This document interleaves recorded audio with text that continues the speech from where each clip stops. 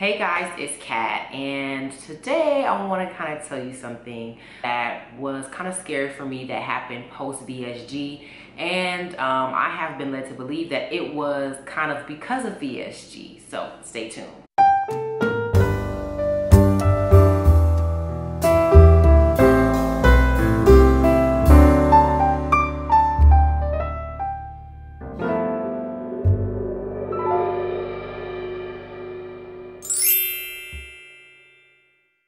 So after I received my surgery, August 31st, 2016, I began to lose weight. Now, prior to that happening, I had a kidney stone that passed in August of 2015. It really wasn't confirmed that it was a kidney stone. After ultrasounds and testing, they kind of came to the conclusion that that's what it may have been. I got antibiotics. I received pain medication, and for the most part, they assumed that it had passed, and I never had an issue with it again. When I got ready to have VSG surgery, you have to disclose any type of complications you may have had in the past. And so I did let them know, hey, I think I had a kidney stone about a year ago. Never had it before in my life. Haven't had a problem with it since. And so they had me see a urologist to kind of just check in with him to see if I was feeling fine. I passed the test and I was able to get the surgery. So you fast forward from August of 2016 to May of 2017, and I began to feel these pains in my upper abdomen, maybe right beneath the breastbone. I would get these like cramps that got progressively worse over time. I went on a conference with my church, and I just remember trying to save money, and so I had prepared my own meal, and part of the meal was a little bit of macaroni and cheese that I had made. And so this is still, is this a year out? This is before I hit a year out from surgery. And I warmed up my food, and I just remember eating, and maybe 20 minutes later, I got this pain, and it was worse than the pains I had felt in the past. I didn't know what was going on and know what it was. And I remember, I think I called my husband and talked to him, and he was like, hey, if you need to go to the emergency room, go. So I was trying to find Kaisers out where I was, because I was with Kaiser at the time, and I didn't find any Kaisers.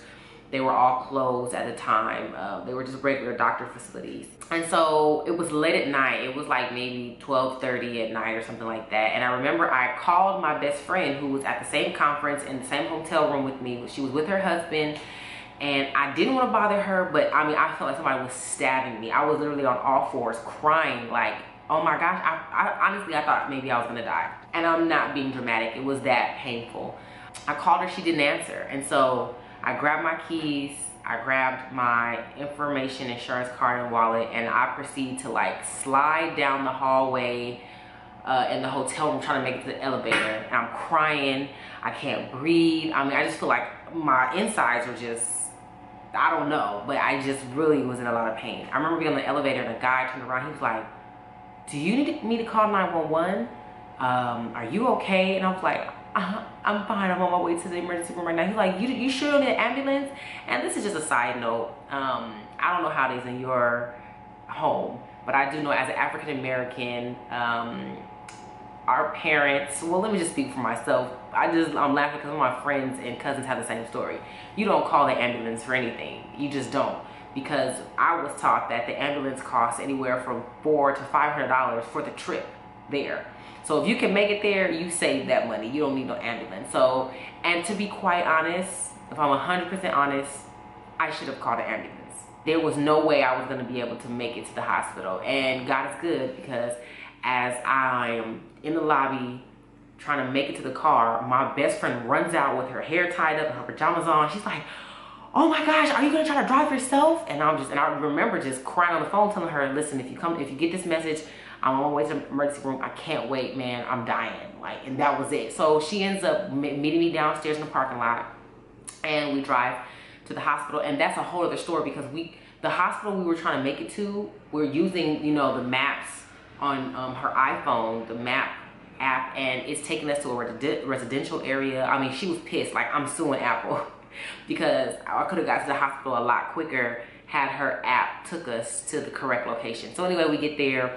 It's a county hospital. Yes, I'm a little bougie because at this time I have great insurance and I don't want to be around a bunch of other stuff that's going on.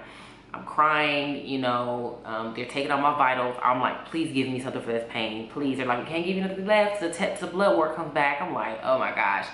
So finally I get a bed, I get pain medicine, and the lady's like, I think you should go see a regular doctor. I don't want to give you a CAT scan or ultrasound because I think I know what it may be. I think you may have gallstones.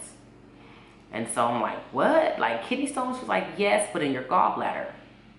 Anyway, I get back to Long Beach where I live at, and I end up going to the emergency room 2 more times, basically, of the same thing happening. I tried to avoid greasy foods and alcohol and all the stuff that they said kind of, you know, will make it act up. Inevitably, I found out that after having VSG surgery, oftentimes when you eat a little bit of certain foods, even if it's not a whole lot, one of the results of losing weight rapidly is the production of gallstones in your gallbladder.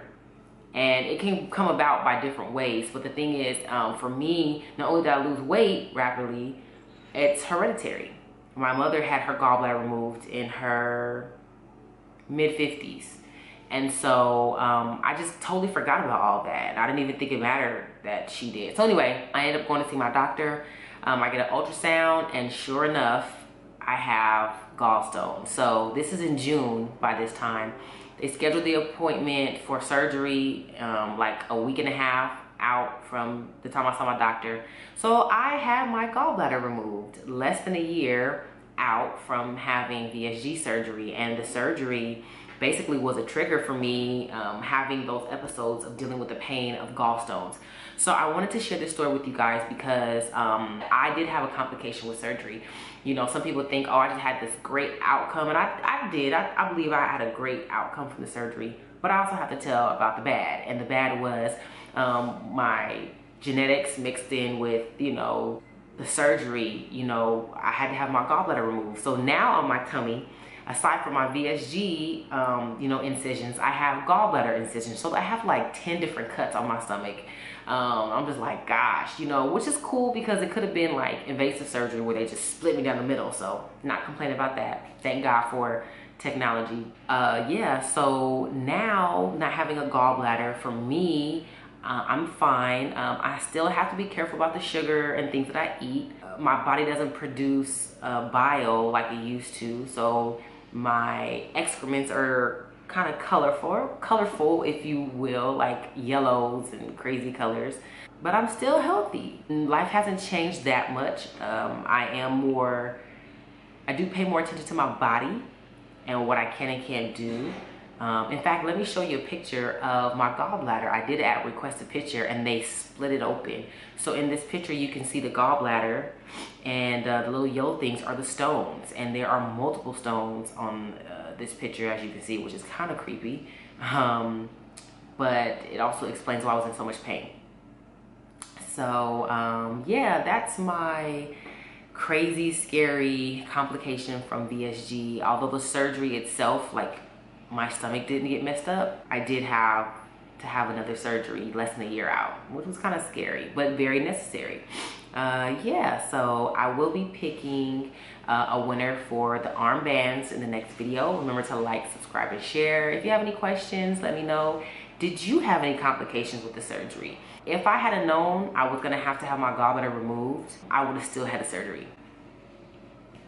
And I'm saying that because so many people ask me, you know, like, any regrets, and no regrets, none at all. In fact, to this day, I stand by the statement that that's the best thing I've ever did for myself in my life. That didn't have anything to do with anybody else. That was the best thing I could have done for myself, is to have the surgery. So I know you guys are probably looking like, what is going on?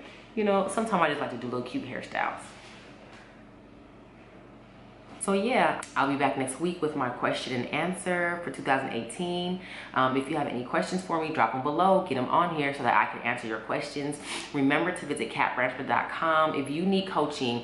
For some people, you're wondering, you know, hey Kat, how did you deal with this? How did you do that? You need really individualized, in-depth time with somebody who has been there, somebody who's educated on the subject, and somebody who has experienced a great outcome, let me coach you. I would love to work with you. I would love to get you ready for surgery. I would love to help you post-surgery. There's a lot of mental work that has to be done, and I just want to make sure that you know there is support out there for you and for your weight loss journey. So remember, like, subscribe, and share. If you have any questions, drop a comment below, and remember to visit me at catbrushman.com. Peace.